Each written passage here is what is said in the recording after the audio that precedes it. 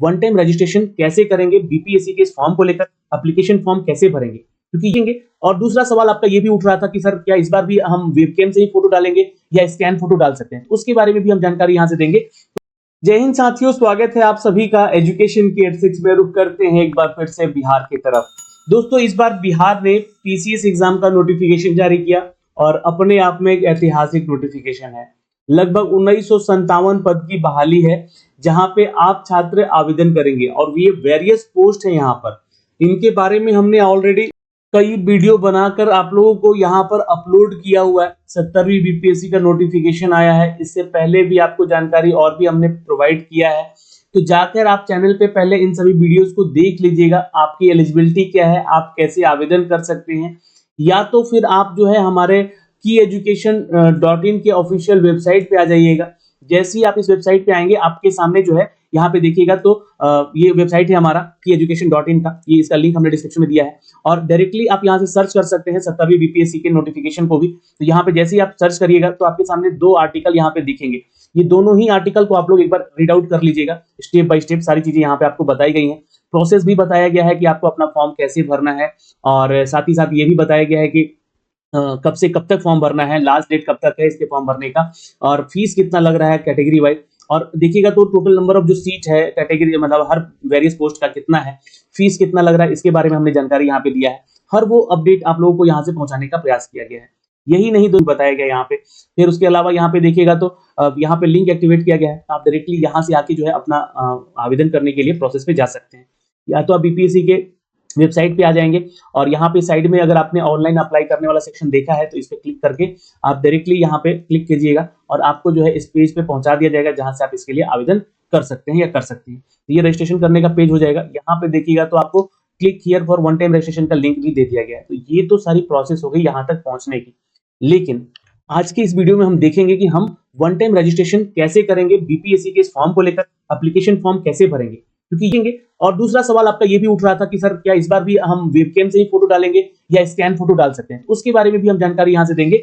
लेकिन फॉर्म भरने से पहले ये जानकारी आपको यहाँ से दी जा रही है और आपको भी फॉर्म भरते समय थोड़ी सतर्कता रखनी है और आप वीडियो को थोड़ा शेयर कर दीजिएगा ताकि सभी लोगों के पास ये सारी चीजें पहुंचाई जा सके। तो हम आ चुके हैं अपने वन टाइम रजिस्ट्रेशन वाले फॉर्म के ऊपर और यहाँ से आप देख सकते हैं सारी चीजें स्टेप बाय स्टेप करके बताने वाले हैं। पहले तो अपना नाम यहाँ डालिएगा, जो भी आपका मैट्रिकुलेशन में नाम है, ठीक है, मैट्रिकुलेशन के सर्टिफिकेट पे नाम, स्पेलिंग सब कुछ देख लीजिएगा। और कैंडिडेट का मिडिल नेम और लास्ट नेम डालना है। मतलब कि मान लीजिए कि आपका नाम राहुल कुमार सिंह है यहाँ पर, तो आप क्या करेंगे यहाँ पे, तो पहले राहुल लिखिएगा, फिर कुमार, फिर सिंह लिखिएगा। लेकिन अगर आपका नाम सिर्फ राहुल कुमार है तो राहुल यहाँ पे लिखिएगा और कुमार लास्ट नेम में डालिएगा। ये गलती थोड़ा सा बचिएगा। बहुत लोग मिडिल नेम में ही कुमार डाल के छोड़ देते हैं तो वो पूरा नाम नहीं ले पाता है। ठीक, चलिए, फिर आपको वेरीफाई नेम में आपको अपना पूरा नाम लिखना है। ठीक है, उसके बाद डेट ऑफ बर्थ क्या है आपका, जो कि मैट्रिक के अनुसार बताना है। अब डेट ऑफ बर्थ को 1 अगस्त 2024 से मैच करके देखिएगा कि आप योग्य हैं या नहीं। यूआर कैटेगरी के लिए 37 साल एज लिमिटेशन रखा गया है और उसके अंदर अगर आप आते हैं तो ही आप फॉर्म भर सकते हैं। OBC, EBC, SC, ST, pH category, ex serviceman के लिए अलग अलग यहाँ पे एलिजिबिलिटी क्राइटेरिया आपको हमने लास्ट वीडियो में अपडेट करके बताया है। तो आपको जैसे कि YouTube पे जाना है एजुकेशन की के, और ये वाला वीडियो जरूर देख लीजिएगा 17 बीपीएससी के रिगार्डिंग जो अपडेट किए गए हैं। ठीक है, अब दोस्तों यहाँ पे जो है आपका डेट ऑफ बर्थ हो गया, ये चीजें समझ गए। फिर उसको दोबारा यहाँ पे डालना है। ठीक, फादर नेम आपको अपना सही सही स्पेलिंग देखकर डालना है। फादर नेम को रीवेरीफाई करना। देखिए, ये पिछली बार ना रीवेरीफाई या वेरीफाई करके नहीं दिया गया था आप लोग को वन टाइम रजिस्ट्रेशन में, तो ये बदलाव है और भी बदलाव है, मैं आगे आपको दिखाऊंगा। अगर आपके पति हैं, जैसे कि आप महिला छात्रा हैं, पति हैं, तो उनका नाम भी दे सकती हैं। ठीक है, यहाँ पे हस्बैंड नेम दोबारा डालना होगा आपको। मदर नेम अपना जरूर डालिएगा, जो कि सर्टिफिकेट्स पे है वही, कोई स्टेप गलती मत कीजिएगा, वो स्पेलिंग मिस्टेक मत कीजिएगा, उनका भी नाम दोबारा डालना है। फिर आपको मैरिटल स्टेटस डालना है, जैसे कि आप मैरिड हैं या अनमैरिड हैं या फिर अदर, मतलब कि जो बहुत सारे लोग की पति या पत्नी डेथ कर चुके रहते हैं तो उनको इसकी कैटेगरी में चूज करके डालना होता है। इसका बेनिफिट भी आगे मिलता है आप लोगों को, मैं बताऊंगा। ठीक है, तो ये मैरिड है तो मैरिड पे क्लिक कर लीजिएगा, या अनमैरिड है तो अनमैरिड पे क्लिक करके आगे बढ़िएगा। फिर वेरीफाई कर लीजिएगा यहाँ पे दोबारा, है ना।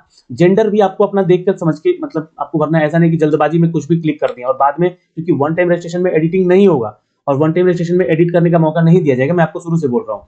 तो जो भी आप मेल है, फीमेल है या थर्ड जेंडर है, आपको बताना है यहाँ पे, और दोबारा भी बताना है, वेरीफाई भी करना है। सेलेक्ट आईडी, तो आप अपना आधार कार्ड दे रहे हैं या पैन कार्ड दे रहे हैं या डीएल दे रहे हैं, है ना। इन तीनों में से कौन सा डॉक्यूमेंट आप देना चाहते हैं। अगर आपने आधार कार्ड दिया तो 200 रुपए आपका बायोमेट्रिक का अलग से चार्ज नहीं लगेगा, सिर्फ जो 600 रुपए फॉर्म फीस है वही लगेगा। लेकिन अगर आपने पैन कार्ड दिया या फिर डीएल दिया अपना, है ना, ड्राइविंग लाइसेंस, तो आपको 200 रुपए बायोमेट्रिक का चार्ज यहाँ से काटा जाएगा, मतलब 600 और प्लस 200, 800 रुपए आपसे फीस चार्ज लिया जाएगा। तो ये चीजें हैं। तो आधार कार्ड डालिएगा और दोबारा आधार कार्ड डाल के वेरीफाई कर लीजिएगा, या जो भी डॉक्यूमेंट आप डाल रहे हैं उसका नंबर यहाँ पे डाल के वेरीफाई कर लीजिएगा। फिर आपको अपलोड करना है आधार का पीडीएफ। अगर आपने पैन कार्ड डाला है तो पैन का पीडीएफ, या डीएल डाला है तो डीएल का पीडीएफ ही अपलोड कीजिएगा यहाँ पे, ठीक है। Are you a citizen of India, तो यस पे क्लिक किया हुआ इसको छोड़ दीजिएगा। अगर आप अदर कंट्रीज से हैं तो नो पे क्लिक कर लीजिएगा, ठीक है। वैसे नो कीजिएगा तो यहाँ पे थोड़ी सी समस्या होगी, है ना, बहुत सारा डॉक्यूमेंट आपको अपलोड करना होगा, ठीक है। Are you a permanent residence of origin of Bihar, तो यस पे क्लिक किया हुआ है यहाँ पे, ठीक है। अगर आप नहीं है, अदर स्टेट के हैं, तब तो आपको यहाँ पे इसके लिए कोई डॉक्यूमेंट्स नहीं देना है, आप सीधे जनरल कैटेगरी में आ जाएंगे। लेकिन आप बिहार के रेसिडेंट हैं तो यस पे क्लिक करिएगा। यस पे क्लिक करने के बाद आपको यहाँ पे ऑटोमेटिक यस पे सिलेक्शन हो जाएगा, बिहार के रेसिडेंस है तो, और आपसे मांगा जाएगा निवास प्रमाण पत्र का सर्टिफिकेट नंबर। जो आपका सर्टिफिकेट बना हुआ है उसका सर्टिफिकेट नंबर यहाँ पे आपको डालना होगा। अब ये सर्टिफिकेट नंबर आपको कहाँ से और कैसे मिलेगा, तो आप लोगों ने अपना निवास प्रमाण पत्र कभी भी बनवाया होगा, है ना, आपने अपने परमानेंट रेसिडेंस का निवास प्रमाण पत्र जरूर बनवाया होगा। अगर नहीं बनवाया है तो आपके पास समय है 1 महीना फॉर्म भरने का, इस बीच में आप लोग अपना सब कुछ बनवा लेना है। लास्ट डेट जो है ना 18 अक्टूबर, जो नोटिफिकेशन में दिया गया उससे पहले का बना हुआ होना चाहिए, ये ध्यान रखिएगा। अब ऐसा नहीं कि 18 अक्टूबर के बाद का जाके आप लोग जो है सर्टिफिकेट बनवा रहे हैं, तब जाके कहीं ना कहीं ये गलती होगी, है ना, इस गलती से बचना है। तो सर्टिफिकेट आपको पहले होगा, उस पर एक नंबर मिलेगा और कब का आपका सर्टिफिकेट बना है उस पर एक डेट लिखा रहेगा, तो वो डेट यहाँ पे आपको डालना है। अब आपको फिर से अपलोड करना है आपका जो सर्टिफिकेट है ना, निवास प्रमाण पत्र, उसको अपलोड कर देना है। अब देखिए जितना भी पीडीएफ आप क्रिएट कीजिएगा ना, उस पीडीएफ का फॉर्मेट को चेक कर लीजिएगा, 500 केबी से ज्यादा बड़ा नहीं होना चाहिए। Do you belong to any reserve category, आप अगर कैटेगरी में आते हैं जैसे कि ओबीसी, ईबीसी, एससी, एसटी या पीएच कैटेगरी या एक सर्विसमैन या फिर पीडब्ल्यूडी कैटेगरी, तो आपको यस कर देना होगा। अब ये किस कैटेगरी से आते हैं, ठीक है, तो यहाँ पे जाति पूछा गया सिर्फ, अगर देखिएगा तो सपोज मान लीजिए कि आप बीसी कैटेगरी से आते हैं, तो बीसी जो है ना ये आपको बता दें कि बीसी 2 होता है, और ईबीसी जो होता है ना ये बीसी 1 होता है, ये ध्यान रखिएगा। बाकी एससी एसटी के लिए यहाँ पे तो आपको अलग अलग सर्टिफिकेट बनता ही है। ईडब्ल्यूएस का अलग सर्टिफिकेट, ईडब्ल्यूएस वित्तीय प्रमाण पत्र होता है। देखिए अब ये छात्र पूछेंगे कि सर हम जैसे कि मान लीजिए कि ईडब्ल्यूएस से, तो ईडब्ल्यूएस का यहाँ पर कास्ट आपको देना है, कौन सी कास्ट से आप बिलोंग करते हैं। बीसी कैटेगरी से तो भी आपको यहाँ पे अपना कास्ट देना है कि किस कास्ट से। एससी डालिएगा तो भी आपको यहाँ पे अपना कास्ट बताना होगा किस कास्ट से हैं आप। यहाँ पे सेलेक्ट कीजिएगा ना तो ये कास्ट का नाम आ जाएगा, है ना। तो आप बीसी से सेलेक्ट कर रहे हैं अगर, तो बीसी का कास्ट आ जाएगा पूरा, देख रहे हैं ये पूरा ऐसे। फिर आपको कास्ट सेलेक्ट करना। अब आपको अगर बीसी से आप सेलेक्ट किए हैं तो ये ध्यान रखिएगा एनसीएल का सर्टिफिकेट मांगा जा रहा है यहाँ पे, यानी कि अगर आपकी सालाना इनकम फैमिली का 10 लाख रुपए से कम है, अब 10 लाख हो चुका है, ठीक है, ध्यान रखिएगा, तो 10 लाख से कम है तो आप यहाँ पे अपना एनसीएल सर्टिफिकेट बनवा सकते हैं और सर्टिफिकेट नंबर यहाँ पे डाल सकते हैं। उस पर भी एक सर्टिफिकेट नंबर आता है, कब इशू हुआ है तो वो इशू डेट डालना है आपको यहाँ पे, ठीक। तो ये काम कीजिएगा। अगर आप ईडब्ल्यूएस से डालते हैं, ठीक है, तो ईडब्ल्यूएस को वेरीफाई कीजिएगा, और ईडब्ल्यूएस में कौन सी जाति से आप बिलोंग करते हैं, सपोज मान लीजिए राजपूत हैं आप, तो यहाँ पे आपने राजपूत कैटेगरी से आप आते हैं और ईडब्ल्यूएस का डिटेल आपको यहाँ पे अपना सर्टिफिकेट नंबर डालना होगा और ये कब इशू हुआ ये डालना होगा। सवाल ये जरूर उठेगा आप लोगों का कि सर ईडब्ल्यूएस का सर्टिफिकेट हमारा कब का बना होना चाहिए, 1 साल पुराना है हमारे पास, तो आप डाल सकते हैं अभी, है ना, कोई दिक्कत नहीं है। लेकिन जब आपका डॉक्यूमेंट वेरिफिकेशन होगा उस समय आपसे 2 प्रपत्र भरवाए जाएंगे। एक प्रपत्र 1 होगा जिसमें कि आप ये बताएंगे कि हमारा जो सर्टिफिकेट है हमारी जाति से बिलोंग करता है या फिर हमारा वित्तीय प्रमाण पत्र से बिलोंग करता है, वो 1 साल पुराना है और हम उसी जाति से बिलोंग करते हैं। अगर आप बीसी कैटेगरी में हैं तो आपका एनसीएल सर्टिफिकेट जो है वो सिर्फ 1 साल का अंदर का होना चाहिए, ईडब्ल्यूएस भी आपका 1 साल का अंदर का होना चाहिए। लेकिन अगर पुराना है तो उसके लिए आपको प्रपत्र 1 भरना होगा और फॉर्म 18B भरना होगा।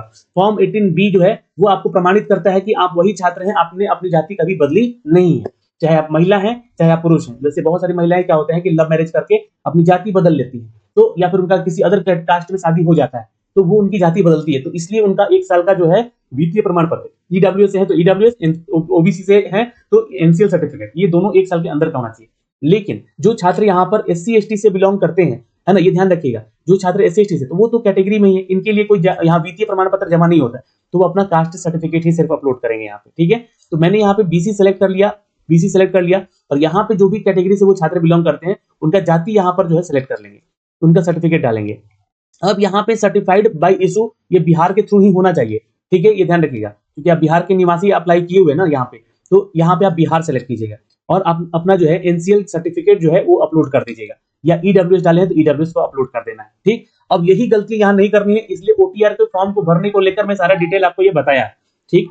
चलिए अब जरा नीचे आते हैं इस पे, और यहाँ देखिए बोलेगा कि आप क्या स्वतंत्रता सेनानी के नाती पोते हैं, तो यस पे क्लिक करिएगा अगर हैं तो। और आपको अपना सर्टिफिकेट बनता है उसका, वो भी आरओ लेवल का ही बनता है या डीएम लेवल का भी बनता है डिस्ट्रिक्ट लेवल पे, ठीक है। तो वो आप यहाँ पे डालेंगे सर्टिफिकेट और डेट ऑफ इशू डाल देंगे, कोई दिक्कत नहीं है, आप कहीं से भी बनवाए हैं, कितना भी पुराना हो चलेगा। लेकिन फॉर्म भर जब डॉक्यूमेंट वेरिफिकेशन होगा आपका सिलेक्शन के बाद, तो आपको प्रपत्र 1 और फॉर्म 18 भी भरना पड़ेगा, ठीक है। फ्रीडम फाइटर से संबंधित जो सर्टिफिकेट है आपका, वो आप अपलोड कर सकते हैं। तो देखिए यहाँ पे मैं आपको फिर से बोल रहा हूँ कि आपका वित्तीय प्रमाण पत्र 1 साल के अंदर का होना चाहिए, यानी कि इस फाइनेंशियल ईयर का होना चाहिए। नहीं है तो कोई दिक्कत नहीं, पुराना वाला भी आप डाल के फॉर्म भर सकते हैं। लेकिन जब डॉक्यूमेंट वेरिफिकेशन होगा आपका, उस समय आपको प्रपत्र 1 और फॉर्म 18 भी भरना पड़ेगा। ये क्यों बोल रहा हूं, क्योंकि देखिए कल आप बिहार एसएससी के ऑफिशियल वेबसाइट पे जाके देखिएगा, उर्दू अनुवादक का जो छात्र ने एग्जाम दिया है, उनके लिए प्रपत्र 1 और फॉर्म 18 बी का भी फॉर्म दिया गया वहां पे कि वो भर के लेकर आएंगे अगर उनके पास पुराना सर्टिफिकेट है तो। चलिए आगे बढ़ते हैं। यहाँ पर अगर आप पीएच कैटेगरी से बिलोंग करते हैं तो यस पे क्लिक कीजिएगा। फिर आपको यहाँ पे अपनी डिसेबिलिटी बतानी होगी, है ना। यहाँ बोला जा रहा है कि बीपीएससी द्वारा दी गई दिव्यांगता का पुनः परीक्षण करवा सकता है आपका, जिसके आधार पर मिली दिव्यांगता का, इससे मुझे कोई आपत्ति नहीं है। आप यहाँ पे ओके करके आगे बढ़ेंगे। अब इसमें कौन सी कैटेगरी में आप आते हैं, ठीक है। इसमें 40% अगर आपका डिसेबिलिटी है तो वही आप जो है आप क्लिक करके इसको आवेदन कीजिएगा, नहीं तो नो पे क्लिक कर दीजिएगा, ठीक है। और यहाँ भी अगर आप नहीं है फ्रीडम फाइटर संबंधित तो नो पे क्लिक कर लीजिएगा। अब देखिए नो पे जैसे क्लिक करेंगे तो यहाँ पे कहीं भी आपका क्लिक नहीं होगा, ठीक, पहली चीज। ओके, अब आगे बढ़ते हैं। यहाँ पे दोस्तों ये तो हो गया दिव्यांगता संबंधी। अगर आप एक सर्विसमैन में, तो अगर आपने आर्मी, नेवी या एयरफोर्स से रिटायरमेंट लिया है तभी आप इस फॉर्म को भरिएगा, नहीं किए हैं तो नो पे क्लिक करके आगे बढ़िएगा। जैसे ही यस पे कीजिएगा तो सर्टिफिकेट नंबर आपका यानी कि पीपीओ नंबर वगैरह मांगा जाएगा यहाँ पर, क्योंकि आप एक सर्विसमैन में, तो आपका जो भी आपका पेंशन बुक है उसका सर्टिफिकेट नंबर यहाँ पे देना होगा, आपको कब रिटायर हुए इसके बारे में जानकारी देनी होगी और उसको अपलोड भी करना होगा। अपलोड करने का फाइल 500 केबी से कम होना चाहिए। देखिए आप क्या एनसीसी कैडर के छात्र हैं, मतलब अभी आपने 10th या 12th में एनसीसी किया है, तो यस पे क्लिक कीजिएगा। तो यहाँ पे सर्टिफिकेट मांगेगा, एनसीसी सर्टिफिकेट डिटेल आपका मांगेगा और कब इशू हुआ था वो मांगेगा, और आपने यहाँ पे उसको अपलोड भी करना है तो ठीक है, नहीं तो नो पे क्लिक करके आगे बढ़ जाना है। अब देखिएगा कि आप गवर्नमेंट एम्प्लॉई है क्या, तो यस पे क्लिक कीजिएगा। जैसे कि बहुत सारे लोग अन्य विभागों में भी कार्यरत होते हैं और बीपीएससी का एग्जाम देते हैं, तो यहाँ पे डेजिग्नेशन आपको बताना है, इंटर ऑफिस कहाँ पे आपका ऑफिस है, मतलब आप ऑफिस का नाम, इंटर प्लेस इस स्थान का नाम बताना है, आपका पद का नाम यहाँ बता देना है, ठीक है। और यहाँ पे एम्प्लॉयमेंट डिटेल के लिए सर्टिफिकेट जो कि एनओसी सर्टिफिकेट लगता है, वो आपको ज्वाइनिंग लेटर जब आपका मिला होगा उस विभाग के लिए, है ना, जिस पद के लिए, वो आपको यहाँ पे अपलोड करना है और इशू डेट यहाँ पे बताना कि कब आपकी ज्वाइनिंग हुई थी उस विभाग में, और फिर उसको अपलोड भी कर देना है, ठीक है। तो अगर है तो ठीक है, नहीं तो नो पे क्लिक करके आगे बढ़ेंगे। और यहाँ पे एड्रेस आपको सोच समझ के डालना है, क्योंकि ये एड्रेस आपका वेरीफाई होता है आपके ज्वाइनिंग के बाद, ठीक है। और वही एड्रेस अगर परमानेंट है तो परमानेंट एड्रेस में ये सेम डाल दीजिएगा। और देखिए यहाँ पे बोला गया है कि if address of permanent residence outside of the state of Bihar, reservation of EWS, SC, ST, EBC, BC not acceptable. देखिए अगर आपका परमानेंट एड्रेस अगर बिहार के बाहर का है तो आपका एससी, एसटी, ओबीसी, ईबीसी या ईडब्ल्यूएस का जो सर्टिफिकेट है वो वैलिड नहीं किया जाएगा, एक्सेप्ट नहीं किया जाएगा, ठीक है, ये ध्यान रखिएगा।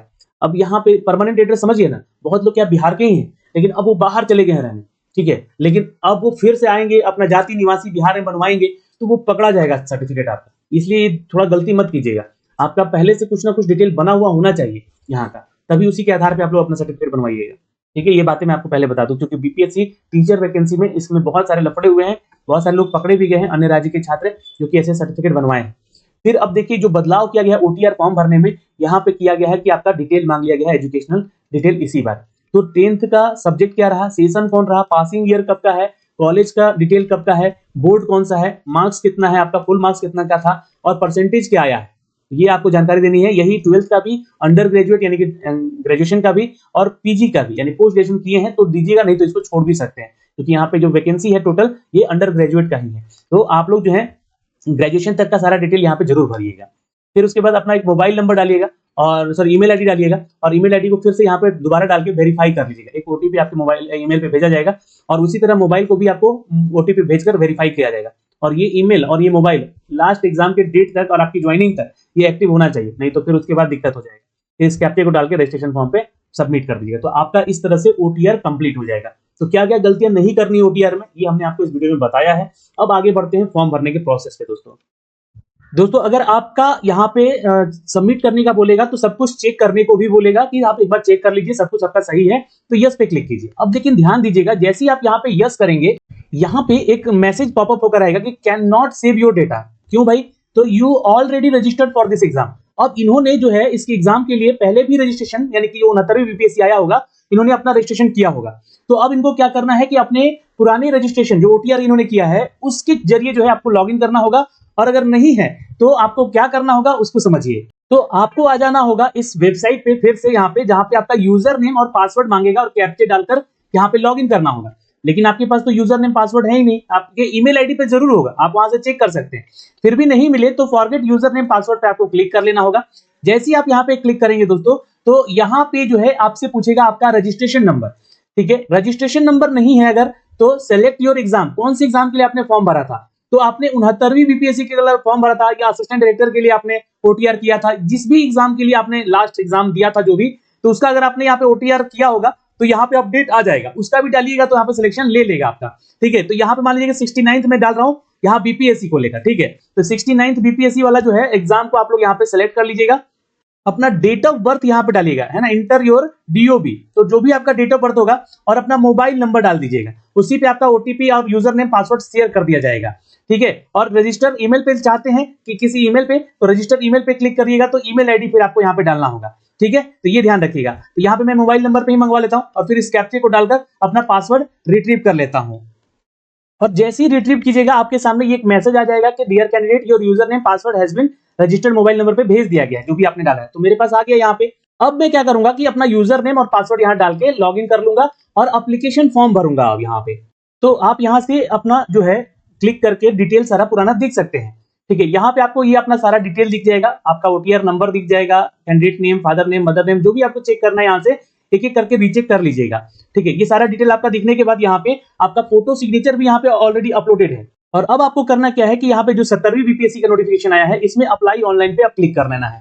अब यहाँ से आपका फॉर्म अप्लाई होगा। तो आप लोग यहाँ से एक एक करके सारा डिटेल मिलाते चलेंगे क्योंकि ये ओटीआर का पार्ट है ना। तो यहाँ से जो भी छात्र ने अपना ओटीआर किया है वो ओटीआर का सारा जो डिटेल है वो मिलाते चलेंगे, और अगर आपका कुछ गलत है तो इसमें आप कोई सुधार नहीं होगा क्योंकि आपने ओटीआर पहले ही कर लिया है। फिर आपके सामने जैसे ही कंफर्म कीजिएगा तो ये आपका सक्सेसफुली यहाँ रजिस्ट्रेशन कंप्लीट का एक मैसेज आ जाएगा, इसको स्क्रीनशॉट लेके जरूर रख लीजिएगा। और फिर से आपको यहाँ पे लॉगिन हो जाना है, लॉगिन फिर से लॉग आउट करके होइएगा। यहाँ पे देखिएगा तो 17 बीपीएससी को लेकर व्यू डैशबोर्ड कह रहा है क्लिक करने को, तो यहाँ पे आप क्लिक कीजिएगा तो ये सारा डिटेल जो है आ जाएगा, और यहाँ पे आपको एप्लीकेशन फॉर्म पे क्लिक कर लेना है। एप्लीकेशन फॉर्म पे क्लिक कीजिएगा तो अब आपके सामने जो है ये सारा डिटेल भरने को आएगा, जो कि आपके एप्लीकेशन फॉर्म में भरवाया जाएगा। यहाँ पे कैमरा आपको एक्सेस करने का अलाउ मांगेगा, आपको अलाउ कर देना है, ये ध्यान रखिएगा, ओके कर दीजिएगा। और अब आपको यहाँ से डिटेल एक एक चेक करते जाना है यहाँ से। ठीक है, अब यहाँ पे देखिएगा तो आपका सब कुछ भरा हुआ है, ओटीआर में ही ये सब कुछ आपने भरा था। ठीक है, अब नीचे आएंगे तो डिक्लेरेशन सब कुछ यहाँ पे आपको देना होगा, जो भी आपने यस नो किया था यहाँ पे अपने रजिस्ट्रेशन फॉर्म में। ठीक है, मोबाइल नंबर, ईमेल एड्रेस अपना जरूर चेक कर लीजिएगा, आधार कार्ड वगैरह नंबर चेक कर लीजिएगा, यहाँ से सुधार हो सकता है आधार नंबर, और यहाँ पे जो है आपका सारा डिटेल दिखेगा। फिर नेक्स्ट पे क्लिक कर लीजिएगा। नेक्स्ट करने के बाद फिर से आपका जो है मैट्रिक का जो सारा डिटेल है वो मांगेगा, और ग्रेजुएशन का सारा डिटेल यहाँ से मांगेगा। फिर आपको वो सारे सर्टिफिकेट, जैसे कि मैट्रिक का सर्टिफिकेट, यहाँ पे सर्टिफिकेट नंबर देना होगा, तो अब आपने मैट्रिक पास किया था वो डेट दे दीजिएगा, उसका सर्टिफिकेट अपलोड कर दीजिएगा। अब यहाँ पे सर्टिफिकेट पे आप जो है पासिंग सर्टिफिकेट अपलोड कीजिएगा, नहीं है तो आप जो है मार्कशीट अपलोड कर सकते हैं। ग्रेजुएशन का सर्टिफिकेट यहाँ पे नंबर दीजिएगा, यहाँ पे उसका डेट दीजिएगा कब पास किए थे, और फाइनल सर्टिफिकेट जो है आपका पासिंग सर्टिफिकेट ही अपलोड कीजिएगा। फिर यहाँ पे ठीक है, अब उम्मीदवार को यहाँ पे जो है जिन जिन स्थानों पर विगत 6 माह के अंदर निवास किए हैं उनका विवरण देना है। तो जैसे कि आप जहां जहां रहे हैं वहां के बारे में जानकारी दीजिएगा। अगर आप एक ही दिए हैं तो एक ही देखिए यहाँ पे छोड़ सकते हैं। ठीक है, लास्ट ईयर अगर 3 साल से की लंबाई कितनी है, क्योंकि यहाँ पे बहुत सारे ऐसे वेरियस पोस्ट हैं जहाँ पे आपसे ये लंबाई आपकी मांगी जाएगी। छाती चौड़ी कितनी है आपकी, मेल कैटेगरी का सेंटीमीटर, इंच और सेंटीमीटर में बताना है आपको। फीमेल है तो ये वाला ऑप्शन नहीं आएगा आपका। 2 जो कि यहाँ पर आपको लोगों का नाम बताना है जो कि आपको पहचानते हैं, यानी कि address of the 2 person who know the candidate but not in relation, वो रिलेशन में नहीं होने चाहिए। अपने किसी दोस्त का नाम दे दीजिएगा यहाँ पे जो कि आपकी जान पहचान के अगल बगल के हैं, बट वो रिलेशन में नहीं होने चाहिए। फिर यहाँ पे देखिएगा तो अब आपका चेहरे पे कोई कटे छटे का निशान है या फिर बॉडी पे, उसके बारे में जानकारी दीजिएगा। अब यहाँ पे जो है आपका ऑप्शन आएगा click here to capture image, जैसे ही आप वेबकैम लगाएंगे आपके सामने ये जो है कैमरा ऐसे सामने आ जाएगा, ठीक है। और आपको यहाँ पे अपना क्लिक द कैमरा कैप्चर पे कर लेना है। जबकि चश्मा अगर पहनते हैं आप तो चश्मा हटा के ही आप अपना फोटो क्लिक कीजिएगा। जैसे कि आपका जो है कैमरा आ गया, यहाँ पर फोटो अगर सही नहीं आया है तो रीटेक पे क्लिक कर लीजिएगा और फिर से क्लिक कीजिएगा, ठीक है। इसको सेव नहीं किए हैं तो अभी तक, तो ये आपको जानकारी है यहाँ पे फोटो भरने को लेकर और सिग्नेचर करने को लेकर, ठीक है। तो यहाँ पर देखिएगा, तो यहाँ पे आपका फोटो आ जाएगा और थोड़ा कैमरा अच्छा हो तो बेहतर होगा, आप साइबर कैफे से अगर करवा रहे हैं तो। फिर यहाँ पे आपको स्कैन सिग्नेचर फोटो अपलोड कर देना है, ठीक है। और यहाँ पे जो है आपको हिंदी सिग्नेचर अपलोड करना है, ये अपलोड करना है, ठीक है। कहीं भी आप सादे कॉपी पे अपना लिख के साइन कर लीजिएगा और उसके बाद जो है प्रीव्यू कर लीजिएगा और फाइनल सबमिट कर दीजिएगा। प्रीव्यू जैसे कीजिएगा आपके पास एक ऑप्शन आएगा पेमेंट करने का, पेमेंट करना है और यहाँ पे फाइनल सबमिट कर देना है। तो दोस्तों इस तरीके से जो है आप अपना फॉर्म भर सकते हैं स्टेप बाय स्टेप। वीडियो काफी लंबा हो चुका है और पेमेंट आपको भी करना है, तो यहाँ से पेमेंट करके अपना प्रिंट आउट जरूर रख लीजिएगा अपने पास, इसका हार्ड कॉपी। आशा करते हैं कि ये सारी चीजें आपको समझ में आई होगी। कहीं भी कोई डाउट है तो कमेंट सेक्शन में कमेंट करके जरूर बताइएगा। जय हिंद।